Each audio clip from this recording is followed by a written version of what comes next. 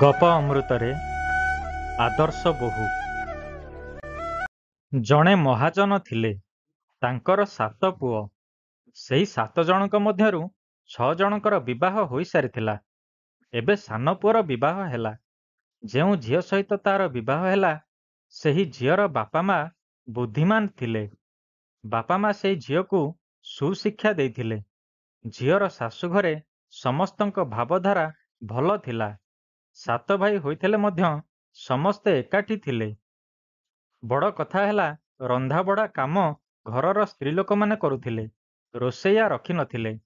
ସ୍ତ୍ରୀମାନେ ରୋଷେଇ କଲେ ସେମାନେ ସ୍ୱାମୀ, ପୁଅ, ଶାଶୁ, ଶ୍ୱଶୁର ପ୍ରଭୃତିଙ୍କୁ ଆଦରରେ ଖାଇବାକୁ ଦିଅନ୍ତି। କିନ୍ତୁ ରୋଷେଇଆ ରୋଷେଇ କଲେ ସେ ଚାକିରିଆ ହୋଇ କାମ କରେ। କେହି ନ ଖାଇଲେ ବା କମ୍ ଖାଇଲେ ସେ ଭାବେ, ଭଲ ହେଲା, ଅଳ୍ପ ଭାତ ରାନ୍ଧିବାକୁ ପଡ଼ିବ। ଜଞ୍ଜାଳ କମିଗଲା। ଘରେ 6 ଜଣ ଯାକ ଯା' ସକାଳେ ଓ ସନ୍ଧ୍ୟାରେ ପାଳି କରି ରୋଷେଇ କରୁଥିଲେ। ଜଣେ ଯା'ର 3 ଦିନରେ ଥରେ ପାଳି ପଡ଼େ, କିନ୍ତୁ ସେମାନଙ୍କ ଭିତରେ ଟିକିଏ ଟଣାଟଣି ଲାଗୁଥିଲା। କେହି ରୋଗରେ ପଡ଼ିଗଲେ ଅନ୍ୟ ଜଣେ କହୁଥିଲା, ମୋ ପାଳିରେ ତୁ ରୋଷେଇ କରିଥିଲୁ କି? ତାହେଲେ ତୋ ପାଳିରେ ମୁଁ କାହିଁକି କରିବି? କିନ୍ତୁ ସାନ ବୋହୂ ମନରେ କାମ କରିବାକୁ ଭାରି ଉତ୍ସାହ। ଦିନେ ସକାଳୁ ସକାଳୁ ସେ ଗାଧେଇ ପାଧେଇ ଭଲ ଲୁଗା ପିନ୍ଧି ରୋଷେଇ ଘରେ ରୋଷେଇ କରିବା ପାଇଁ ବସି ପଡ଼ିଲା। ବଡ଼ ଯା'ମାନେ କହିଲେ, ତୁ ରୋଷେଇ କରୁଛୁ କାହିଁକି? ରୋଷେଇ କରିବା ପାଇଁ ଆମେମାନେ କ'ଣ କମ୍ ଅଛୁ ଯେ ତୁ କରିବୁ? ତଥାପି ସାନ ବୋହୂ ଉତ୍ସାହର ସହିତ ରନ୍ଧାରନ୍ଧି କରି ସମସ୍ତଙ୍କୁ ଖୁଆଇଲା। ସମସ୍ତେ ଖୁସି ହେଲେ ଯେ ଆଜି ସାନ ବୋହୂ ଭଲ ରୋଷେଇ କରିଛି। ସବୁ ଭାଇଙ୍କର ଅଲଗା ଅଲଗା କୋଠରୀ ଥିଲା। ଦିନବେଳେ ଶାଶୁ ସାନ ବୋହୂର କୋଠରୀକୁ ଯାଇ କହିଲା, ବୋହୂ, ତୁ ସବା ସାନ, ତେଣୁ ସମସ୍ତେ ତୋତେ ଗେହ୍ଲା କରି ରଖିଛନ୍ତି। ପୁଣି ତୁ ରୋଷେଇ କରୁଛୁ କାହିଁକି? ତୋର ପରା 6 ଜଣ ଯା ଅଛନ୍ତି।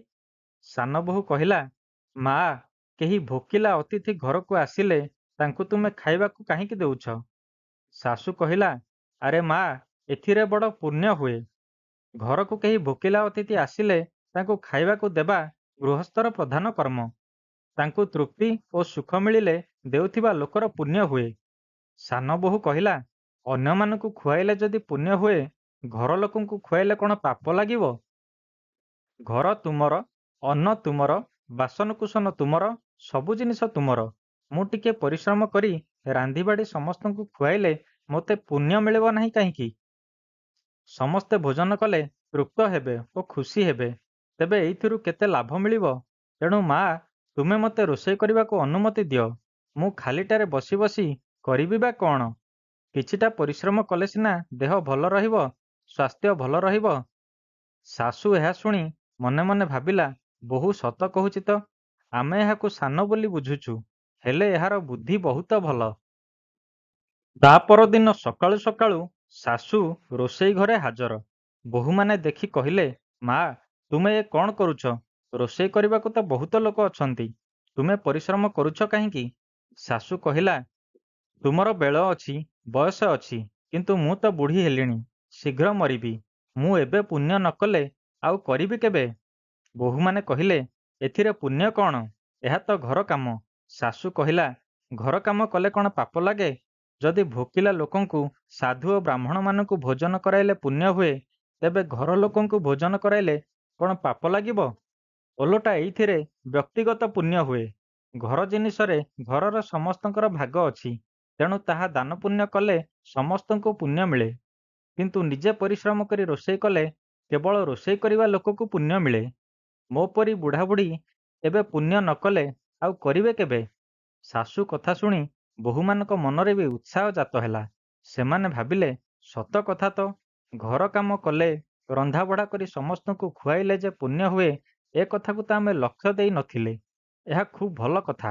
ଏଥର ଯେଉଁ ବୋହୂ ଆଗ ଉଠିଯାଏ, ସେ ରୋଷେଇ କରିବାକୁ ଆଗତୁରା ଚାଲିଯାଏ। ଏପରି ହେଉ ହେଉ ପରସ୍ପର ମଧ୍ୟରେ କଳି ଆରମ୍ଭ ହୋଇଗଲା। ଇଏ କହିଲା ମୁଁ ରାନ୍ଧିବି, ସେ କହିଲା ମୁଁ ରାନ୍ଧିବି। ଏକଥା ଯାଇ ମହାଜନଙ୍କ କାନରେ ପଡ଼ିବାରୁ ସେ କହିଲେ, ସମସ୍ତେ ପାଳି କରିଦିଅ, ନିଜ ନିଜ ପାଳିରେ ରୋଷେଇ କର। ଆଗରୁ ରୋଷେଇ ତୁ କର ଭାବନା ରହୁଥିଲା, ତେଣୁ 6 ପାଳି ହେଉଥିଲା। ଏବେ ରୋଷେଇରେ ମୁଁ କରିବି ଭାବନା ହେବାରୁ 8 ପାଳି ହେଲା। ଶାଶୁ ଓ ସାନ ବୋହୂକୁ ମିଶାଇ 2 ଜଣ ଅଧିକ ଲୋକ ହୋଇଗଲେ। କାମ କରିବାରେ ତୁ କର ହେଲେ କାମ ହୁଏ ବେଶୀ, ଲୋକ ହୁଅନ୍ତି କମ୍। କିନ୍ତୁ ମୁଁ କରିବି ହେଲେ କାମ ହୁଏ କମ୍ ଓ ଲୋକ ହୋଇଯାନ୍ତି ବେଶୀ। ଧନୀ ଲୋକେ ଘର କାମ ପାଇଁ ଚାକର ରଖୁଛନ୍ତି। ଚାକର କ'ଣ ସାଧୁ ସନ୍ନ୍ୟାସୀ କି? ତାର ବି ତ କୁଟୁମ୍ବ ଅଛି। ସେ ନିଜ ଘର କାମ କରୁଛି। ଆପଣଙ୍କ ଘର କାମ ବି ପଇସା ନେଇ କରୁଛି। କିନ୍ତୁ ଆପଣ ନିଜ ଘରର କାମ ମଧ୍ୟ କରିପାରୁନାହାନ୍ତି। ଏଣେ ବଡ଼ ବୋଲାଉଛନ୍ତି। ତାହେଲେ ଭାବନ୍ତୁ, ଆପଣ ବଡ଼ ହେଲେ ନା ଚାକର ବଡ଼ ହେଲା? ସାନ ବୋହୂ ଭାବିଲା, ଏବେ ତ 4 ଦିନରେ ଥରେ ପାଳି ପଡୁଛି। କ'ଣ କରିବି? ଘରେ ଗୋଟିଏ ପୁରୁଣା ଅଟା ପେଷା ଚକି ପଡ଼ିଥିଲା। ସାନ ବୋହୂ ତାକୁ ନିଜ ଘରକୁ ନେଇ ଆସିଲା ଏବଂ ଅଟା ପେଷିବାକୁ ଲାଗିଲା। ଅଟା କଳରେ ପେଷା ଯାଉଥିବା ଅଟା ଗରମ ହୋଇଥାଏ ଏବଂ ବସ୍ତାରେ ସେଇ ଗରମ ଗରମ ଅଟାକୁ ପୂରାଇ ଦେଲେ ତାହା ଖରାପ ହୋଇଯାଏ। ଫଳରେ ସେଥିରେ ରୁଟି ସୁଆଦିଆ ହୁଏ ନାହିଁ। କିନ୍ତୁ ଚକିରେ ପେଷା ଯାଇଥିବା ଅଟା ଥଣ୍ଡା ଏବଂ ସେଥିରେ ରୁଟି ତିଆରି କଲେ ତାହା ସୁଆଦିଆ ହୁଏ। ସାନ ବୋହୂ ହାତରେ ଅଟା ପେଷି ସେଥିରେ ରୁଟି କରିବାରୁ ଘରଲୋକ କହିଲେ, ଆଜି ରୁଟି ତ ବହୁତ ଭଲ ଲାଗୁଛି। ଶାଶୁ ସାନ ବୋହୂ ପାଖକୁ ଯାଇ କହିଲା, ବୋହୂ, ତୁ ଅଟା ପେଷୁଛୁ କାହିଁକି? ଆମର କ'ଣ ପଇସା ନାହିଁ? ଭଗବାନ ବହୁତ ଦେଇଛନ୍ତି। ବୋହୂ କହିଲା, ମା, ବହୁତ ପଇସା ଥିଲେ କ'ଣ ହେଲା? ମୁଁ ହିଁ ସବୁଦିନ ଅଟା ପେଷିବି। ହାତରେ ଅଟା ପେଷିଲେ ଦେହ ଭଲ ରହେ, ଛାଏଁ ଛାଏଁ ବ୍ୟାୟାମ ହୋଇଯାଏ, ରୋଗ ପାଖ ମାଡ଼େନି, ବାରମ୍ବାର ବୈଦ୍ୟ ଓ ଡାକ୍ତରଙ୍କ ପାଖକୁ ଯିବାକୁ ପଡ଼େନି। ଦ୍ୱିତୀୟ କଥା ହେଲା, ରୋଷେଇ କରିବା ଅପେକ୍ଷା ଅଟା ପେଷିବାରେ ଅଧିକ ପୁଣ୍ୟ ହୁଏ। ରୋଷେଇ ଯିଏ କରୁ ପଛେ, ମୁଁ ପେଷିଥିବା ଅଟା ହିଁ ତ ସମସ୍ତେ ଖାଇବେ। ଶାଶୁ ଓ ବଡ଼ ଯାଆମାନେ ଏହା ଶୁଣି ଭାବିଲେ, ସାନ ବୋହୂ ସତ କଥା କହୁଛି। ସେମାନେ ନିଜ ନିଜ ସ୍ୱାମୀଙ୍କୁ କହି ନିଜେ ଅଟା ପେଷିବେ ବୋଲି ଗୋଟିଏ ଲେଖାଏଁ ଚକି ମଗେଇଲେ। ସବୁ ଚକିରେ ପ୍ରତିଦିନ 8-10 କିଲୋ ଅଟା ପେଷା ହେଲା। ଅଟା ଅଧିକ ହେଲା। ଅଧିକ ଅଟା କ'ଣ କରାଯିବ? ସାନ ବୋହୂ କହିଲା, ଆମ ଦୋକାନରେ ଅଟା ବିକ୍ରି କର। ସାନ ବୋହୂ କଥା ସମସ୍ତେ ମାନିଲେ ଏବଂ କହିଲେ, ଏ ଯାହା କହୁଛି ଠିକ୍ କହୁଛି। ତାପରେ ସାନ ବୋହୂ ଭାବିଲା, ଅଟା ପେଷିବା କାମ ତ ମୋର ହାତ ଛଡ଼ା ହୋଇଗଲା। ଏବେ ଆଉ କ'ଣ କରିବି? ଅଗଣାରେ ଗୋଟିଏ କୂଅ ଥିଲା। ପ୍ରତିଦିନ ଜଣେ ଚାକର ପାଣି ଭର୍ତ୍ତି କରିବାକୁ ଆସୁଥାଏ। ସାନ ବୋହୂ ସକାଳୁ ସକାଳୁ ଉଠି ଗାଧେଇ ପାଧେଇ ଗରା ମାଠିଆ ଆଦି ସବୁ ଜାଗାରେ ପାଣି ଭର୍ତ୍ତି କରିଦେଲା। ଚାକର ଆସି ଦେଖିଲା ବେଳକୁ ପାଣି ଭର୍ତ୍ତି ହୋଇଛି। ସେ ସେମିତି ବସି ରହିଲା। ମହାଜନ ଆସି କହିଲେ, ଆରେ ବସିଛୁ କ'ଣ? ପାଣି ଭର୍ତ୍ତି କରୁନୁ। ଚାକର କହିଲା, ଆଜ୍ଞା, ଆଗରୁ ସବୁ ପାଣି ଭର୍ତ୍ତି ସରିଛି। ମୁଁ କ'ଣ କରିବି? ମହାଜନ କହିଲେ, ପାଣି କିଏ ଭର୍ତ୍ତି କରିଛି ବୁଝିଲ? ଶାଶୁ ସାନ ବୋହୂ ପାଖକୁ ଯାଇ କହିଲା, ବୋହୂ, ପାଣି ତୁ ଭର୍ତ୍ତି କରିଛୁ? ବୋହୂ କହିଲା, ମା, ତୁମେ ପାଟି କରନି। ତୁ ନିରୁହ। ତୁମେ କହିଦେବାରୁ ମୋର ସବୁ ରୋଜଗାର ହାତଛଡ଼ା ହୋଇଯାଉଛି। ତୁମେ ବୈଶାଖ ମାହାତ୍ମ୍ୟ ଶୁଣିଛ କି? ବୈଶାଖ ମାସରେ ପାଣି ପିଆଇବାର ମାହାତ୍ମ୍ୟ ବେଶୀ। ପାଣି ପିଆଇବାରେ ଯେତେ ପୁଣ୍ୟ, ଅନ୍ନ ଦେବାରେ ସେତେ ପୁଣ୍ୟ ନୁହେଁ। କାରଣ ଅନ୍ନ ତ ଦିନରେ 2 ଥର ଖିଆଯାଏ, କିନ୍ତୁ ପାଣି ତ ଦିନରେ କେତେ ଥର ପିଇବାକୁ ପଡ଼େ। ପାଣିରେ ଗାଧୁଆଯାଏ, କୁଳୁକୁଚା କରାଯାଏ, ହାତ ଗୋଡ଼ ଧୁଆଯାଏ। ପାଣି ବେଶୀ କାମରେ ଲାଗେ। ପରଦିନ ଶାଶୁ ଶୀଘ୍ର ଉଠି କୂଅରୁ ପାଣି କାଢ଼ିବାକୁ ଲାଗିଲା। ଅନ୍ୟ ବୋହୂମାନେ କହିଲେ, ମା, ତୁମେ ଏଠି କ'ଣ କରୁଛ? ତୁମେ ପାଣି କାଢ଼ିବାଟା କ'ଣ ଠିକ୍ ହେଉଛି? ଲୋକେ ଦେଖିଲେ କହିବେ, ଘରେ ଏତେ ବୋହୂ ଥାଉ ଥାଉ ଶାଶୁ ବୁଢ଼ୀ ପାଣି କାଢ଼ୁଛି। ଶାଶୁ କହିଲା, ବୁଢ଼ାବୁଢ଼ୀମାନେ ଶୀଘ୍ର ମରିଯିବେ, ତେଣୁ ସେମାନେ ଆଗ କାମ କରି ପୁଣ୍ୟ ଅର୍ଜନ କରିନେବା ଉଚିତ। ତୁମେମାନେ ତ ପରେ କରିପାରିବ। ସେହି ଦିନଠାରୁ ସବୁ ବୋହୂ ପାଣି କାଢ଼ିବା କାମ ଆରମ୍ଭ କରିଦେଲେ। ମହାଜନ କହିଲେ, ଚାକରଟା ଖାଲିଟାରେ ବସି ରହୁଛି, ତାକୁ ବିଦା କରିଦେବା। ସାନ ବୋହୂ ଏହା ଶୁଣି ଶାଶୁ ନିକଟକୁ ଗଲା ଓ କହିଲା, ମା, ମୋର ଗୋଟିଏ ପ୍ରାର୍ଥନା ଶୁଣ। ବାପାଙ୍କୁ କହିବ ସେ ଚାକରକୁ ବାହାର କରିବେ ନାହିଁ। ସେ ବିଚରା ଗୃହସ୍ଥ ଲୋକ, ଏଇଥିରେ ପେଟ ପୋଷୁଛି। ତାକୁ ବାହାର ନ କରି ଅନ୍ୟ କୌଣସି କାମରେ ଲଗାଇ ଦେବେ। ଶାଶୁ ଉପରେ ଏ କଥାର ଯଥେଷ୍ଟ ପ୍ରଭାବ ପଡ଼ିଲା। ସେ ଭାବିଲା, ବୋହୂର ଭାବନା କେତେ ଭଲ, କେତେ ବୁଦ୍ଧିମତୀ। ତାପରେ ସାନ ବୋହୂ ବିଚାର କଲା, ରୋଷେଇ ମଧ୍ୟ ସମସ୍ତେ କଲେ, ଅଟା ପେଷିବା କାମ ମଧ୍ୟ ସମସ୍ତେ କଲେ, ପାଣି ଭର୍ତ୍ତି କରିବା ମଧ୍ୟ ସମସ୍ତେ କଲେ। ଏବେ ମୁଁ କ'ଣ କରିବି? ଘରର ଅଇଁଠା ବାସନ ମାଜିବା ପାଇଁ ଜଣେ ଚାକରାଣୀ ଆସୁଥାଏ। ସାନ ବୋହୂ ଗୋଟିଏ ଜାଗାରେ ପାଉଁଶ ଧରି ଏକପାଖିଆ ହୋଇ ବସିଗଲା ଓ ସବୁ ବାସନକୁସନ ମାଜିଦେଲା। ଚାକରାଣୀ ଟିକେ ଦୂରରେ ବସିଥାଏ। ଏହା ଦେଖି ଶାଶୁ ବୋହୂକୁ କହିଲା, ବୋହୂ, ତୁ ଟିକେ ଭାବିଲୁ, ବାସନ ମାଜିଲେ ତୋ ଗହଣା, କାଚ, ଲୁଗାପଟା ଖରାପ ହୋଇଯିବନି? ଏଥିରେ କି ଲାଭ? ସାନ ବୋହୂ କହିଲା, ମା, ନା ନା, ସେ କଥା ନୁହେଁ। ତୁମେ ପାଟି କରନି, ଚୁପ୍ ରୁହ। ଶାଶୁ କହିଲା, ତେବେ ତୁ ଏମିତି କାହିଁକି କରୁଛୁ କହିଲୁ? ସାନ ବୋହୂ କହିଲା, ମା, ଅଇଁଠା ପତ୍ର ଉଠେଇବାର ବଡ଼ ମାହାତ୍ମ୍ୟ ରହିଛି। ତୁମେ ମହାଭାରତରେ ଏକଥା ଶୁଣିଛ କି ନାହିଁ? ପାଣ୍ଡବମାନେ ଯଜ୍ଞରେ ସର୍ବପ୍ରଥମେ କୃଷ୍ଣକୁ ପୂଜା କଲେ। ସେହି ଭଗବାନ ଶ୍ରୀକୃଷ୍ଣ ସମସ୍ତଙ୍କର ଅଇଁଠା ପତ୍ର ଉଠାଇଲେ। କାମ ଯେତେ ଛୋଟ ହୋଇଥାଏ ତାକୁ କରିବାର ମାହାତ୍ମ୍ୟ ସେତେ ଅଧିକ ହୁଏ। ଯଦି ଅଇଁଠା ପତ୍ର ଉଠାଇବାର ମାହାତ୍ମ୍ୟ ଅଧିକ ହୋଇନଥାନ୍ତା, ତେବେ ଭଗବାନ ଏପରି କାର୍ଯ୍ୟ କାହିଁକି କରିଥାନ୍ତେ? ତା ପରଦିନ ଶାଶୁ ବାସନ ମାଜିବାକୁ ବସିଯିବାର ଦେଖି ସାନ ବୋହୂ କହିଲା, ଦେଖ ମା, ମୋ କଥା ଶୁଣ। ଏ ଥାଳି, ଗିନା, ଗିଲାସ ଆଦିକୁ ମାଜିବାର ଅଧିକାର ମୋର, କାରଣ ଏସବୁ ମୋ ସ୍ୱାମୀଙ୍କର ଅଇଁଠା ବାସନ। ତେଣୁ ଏସବୁକୁ ମୁଁ ମାଜିବି। ଶାଶୁ କହିଲା, ଯା ଯା, ତୋ ସ୍ୱାମୀ ପଛରେ, ମୋ ପୁଅ ଆଗ, ତେଣୁ ମୁଁ ମାଜିବି। ଏଇଭଳି ବାସନ ମାଜିବା ପାଇଁ କଳି ଆରମ୍ଭ ହେଲା। ଶେଷକୁ ସବୁ ବୋହୂ ବାସନ ମାଜିବା କାମ ଆରମ୍ଭ କରିଦେଲେ। ସାନ ବୋହୂ ଭାବିଲା, ଏବେ ମୁଁ କ'ଣ କରିବି? ସକାଳେ ଘର ଓଳେଇବା ପାଇଁ ଜଣେ ଚାକର ଆସୁଥାଏ। ସାନ ବୋହୂ ସକାଳୁ ଶୀଘ୍ର ଉଠି ସବୁ ଘର ଓଳାଇ ଦେଲା। ଚାକର ଆସି ଦେଖିଲା ବେଳକୁ ଘର ଓଳା ସରିଛି। ସେ ସେମିତି ବସି ରହିଲା। ଶାଶୁ ସାନ ବୋହୂକୁ ପଚାରିଲା, ଘର ତୁ ଓଳେଇଛୁ? ସାନ ବୋହୂ କହିଲା, ମା, ତୁମେ ପାଟି କରନି, ଚୁପ୍ ରୁହ। ତୁମେ ପାଟି କଲେ ସମସ୍ତେ ଜାଣିଯାଉଛନ୍ତି ଏବଂ କାମଟି ମୋର ହାତଛଡ଼ା ହେଇଯାଉଛି।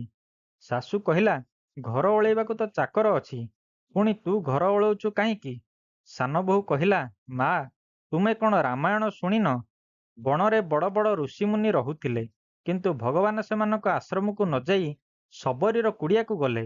ଏହାର କାରଣ କ'ଣ ଜାଣିଛ?